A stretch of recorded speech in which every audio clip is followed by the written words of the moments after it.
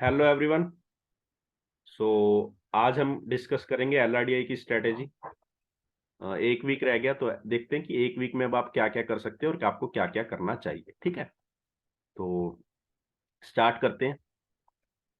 LRDI में पहली बात तो बहुत बच्चे घबराए हुए हैं क्योंकि बहुत लोगों ने सेट्स कवर नहीं किए।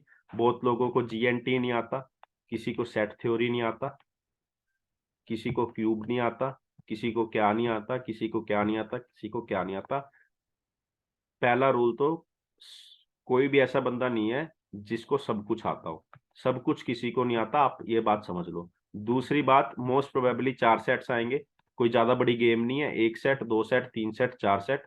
2 सेट 4 4 वाले अगर मानू, 6 सेट वाले मानू, कुछ भी टॉपिक से कहीं भी आ सकते हैं मोस्ट प्रोबेबली। जैसे मैंने 2021, 2022, 2023 के देखे, उसमें आपकी वो गेम करवाता है कि आपको अरेंजमेंट पे ही दे देता है सारे सेट। मतलब कोई कैसे अरेंजमेंट, कोई कैसे अरेंजमेंट, पर the one thing is very clear, जो अरेंजमेंट कोई देगा भी तो नया सेट देगा, नहीं कहानी देगा। कहानी समझनी पड़ेगी, कंडीशन समझनी पड़ेगी। नई कंडीशन देगा। मोक्स वाली कंडीशन कभी भी रेप्लिकेट नहीं हुई है। 2017 से लेकर 2021 तक उठा के देख लो। तो पहली बात तो क्लियर ये समझ लो कि जो बच्चे, जो आपके कंपिटेंट, जो ज्यादा ही मोक्स मोक्स रिवाइज रिवाइज ही करे जा रहे हैं, वो एक अप्रोच उनकी डेवलप हो चुकी है। आप देख लो, आप ऐसा तो नहीं है आपको सब कुछ आता है और आपके मार्क्स 2 ही आ रहे हैं एलडीआई में। ऐसा नहीं होता है ना। सब कुछ आता है, टाइम में कर लोगे तो मार्क्स भी अच्छे आते हैं। तो एलआरडीआई में भी मैं वही कहूंगा, आपकी अप्रोच डेवलप हो गई है। जीएनटी नहीं आता कोई बात नहीं है, पर जीएनटी के सेट को बिना पढ़े छोड़ना मत। जीएनटी वो सारा सेट समझाएगा, उसके बाद ये आपको करने को कहेगा। जीएनटी में एक होता है अपसेट, और ये वाला वो वाले क्वेश्चन बहुत कम आते हैं क्योंकि कैट को पता है कि अपसेट बहुत लोगों को नहीं पता क्या होता है, प्रैक्टिस नहीं है, एग्जाम टाइम में समझना थोड़ा हार्ड है। तो जिसको नहीं आता वो प्रेशर ना लो, जिसको आता है वो कर लो रिवाइज।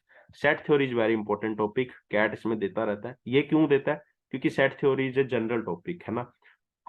ये इंटरसेक्शन नहीं पता, लेकिन किसी को थोड़ा दिमाग लगाएगा तो बिना इंटरसेक्शन और इसके भी सोल्व किया जा सकता है। तो मतलब दिस इज जनरल टॉपिक, इसलिए सेट थ्योरी पर मेन फोकस रहता है। तो सेट थ्योरी तो जरूर करो भाई, सेट थ्योरी के बिना मत जाओ, है ना। सेट थ्योरी के बिना मत जाओ। Cube is quite irrelevant.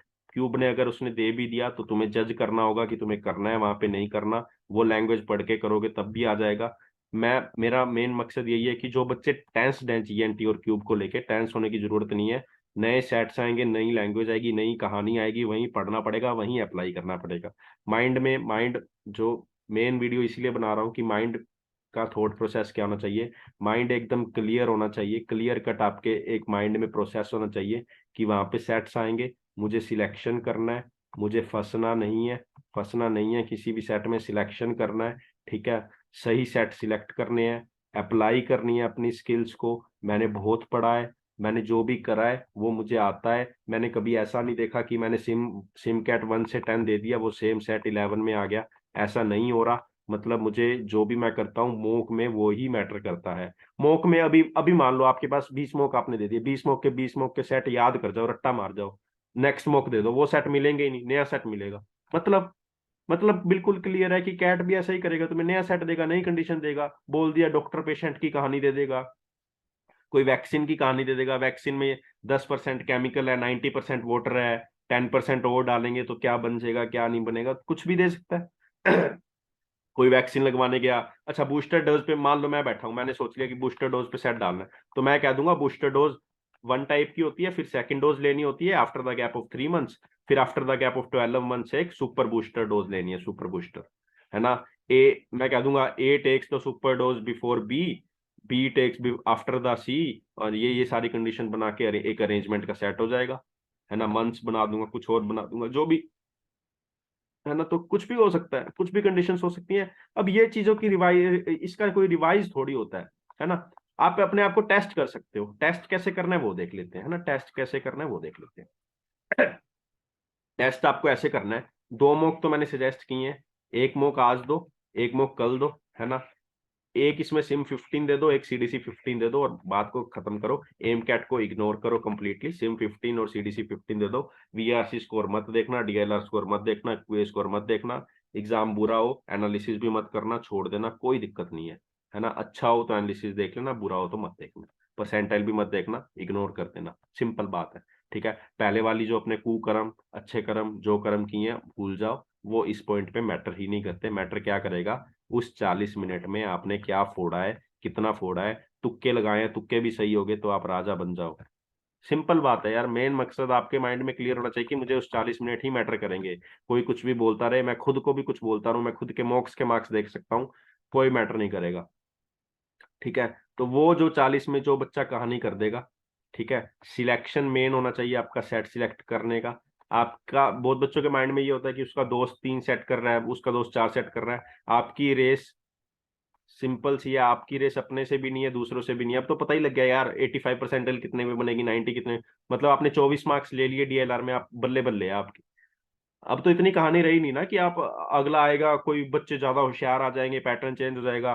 पता लग गया 2020 और 2021 की कट ऑफ, बेसिकली उसी का थोड़ा एक्स्ट्रापोलेशन होगा, आगे ऊपर नीचे होंगी कट ऑफ, मेनली वही कट ऑफ होंगी, है ना।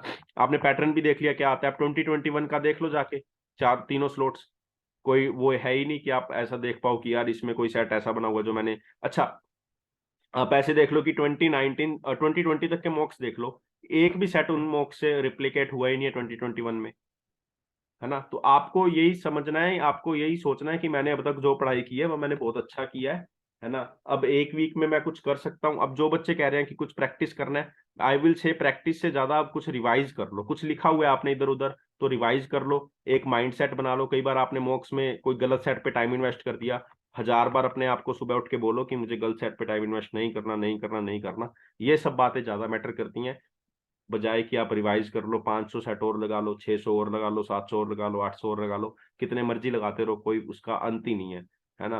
आप देखते रहो, आप सोचते रहो मुझे सब आता है। अब डीएलआर में वहां पे बहुत इजी सेट भी ना हो, समझ ना पाओ, कुछ एक पॉइंट मिस कर दो तो सारा सेट वहीं खराब है ना। तो एक क्लियर माइंडसेट है, आपको गलती से बचना है बस। आपको सेक्शन हाई स्कोर हो या ना हो वो बाद में देखेंगे, पर हमें लो स्कोरर नहीं बनना। ठीक है, तो डीएलआर के लिए इतना ही रहेंगे। बेसिक वीडियो का मोटिव यही था कि अपने माइंड को सिंपल रखो, है ना, चीजों को एंजॉय करो, जो कुछ नहीं आता तो छोड़ दो। कोई ऐसा फिक्स सिलेबस नहीं है, कोई ऐसा वो नहीं है कि इंपॉर्टेंट टॉपिक्स ये होते हैं वो होते हैं। कैट का एग्जाम है, वहां पे अगर यार वहां से क्या होगा, ज्यादा से ज्यादा आप क्यूब का एक आ भी गया, छोड़ देना यार। पहली बात तो आपको इजी बन जाएगा, आपको 3 में से कोई 2 ही सिलेक्ट करने हैं, 4 में से भी नहीं करने। और जब ये दोगे तब आप ये तीसरे पे भी जा सकते हो, छोड़ देना, ज्यादा क्या ही होगा। फुल 100% मार्क्स तो कोई भी एम ही नहीं कर रहा ना, 100% तो आपको चाहिए भी नहीं। बस छोड़ देना, कोई दिक्कत नहीं है। ठीक है, तो ये आपका माइंड सेट होना चाहिए। बाकी मेरी तरफ से ऑल द बेस्ट सभी को। वीडियो लाइक आए तो पसंद कर देना, और आपको पसंद आए तो फिर आगे शेयर भी कर देना। Thank you and have a very good day.